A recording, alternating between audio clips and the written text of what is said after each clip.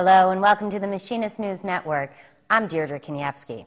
From the rails to the skies to the streets, the transportation workers of the IAM keep North America and the world moving.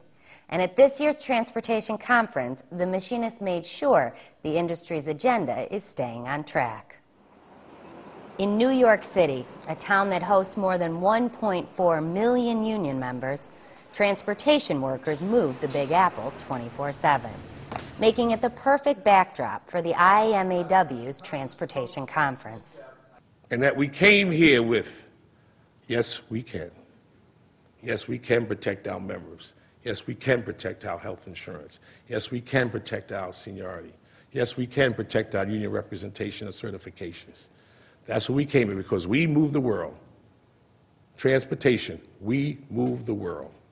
With a packed agenda, it seemed like everyone stopped by to thank the machinists in this room for their hard work and dedication.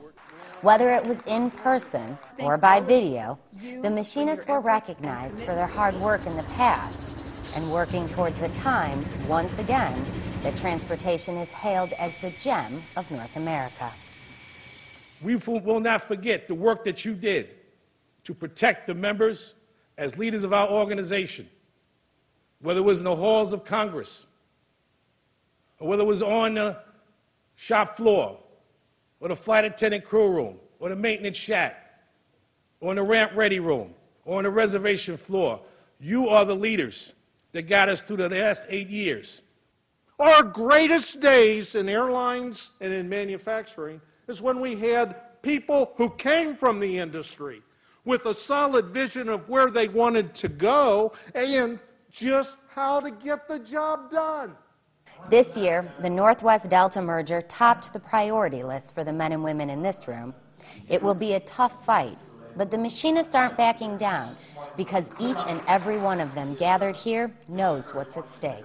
And to tell Delta, headquartered in the home, the birthplace of the IAM, you may fight the machinist, but you'll never beat the machinist.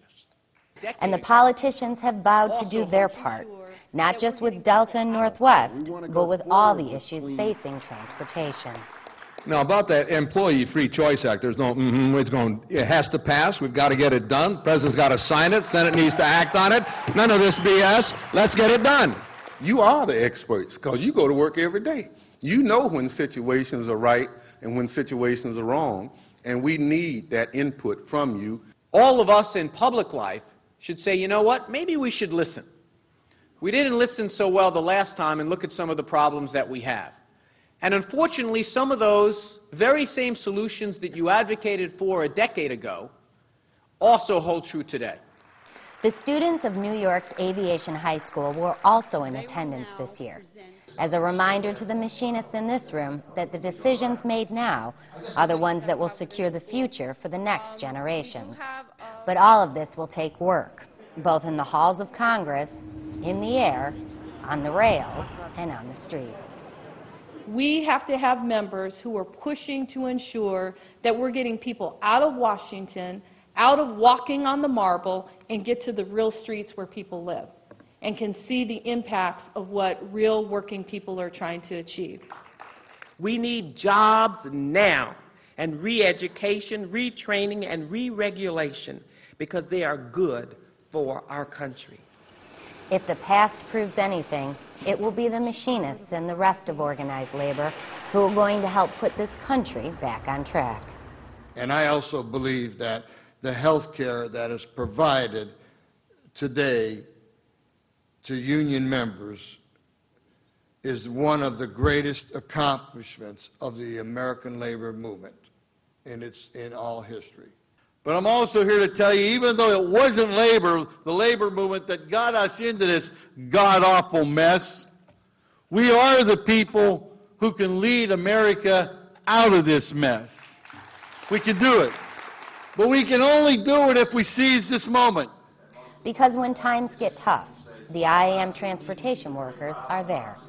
That's why some were honored this week for putting their lives on the line every day, and especially when tragedy struck, like it did in 2008 with Continental Flight 1404.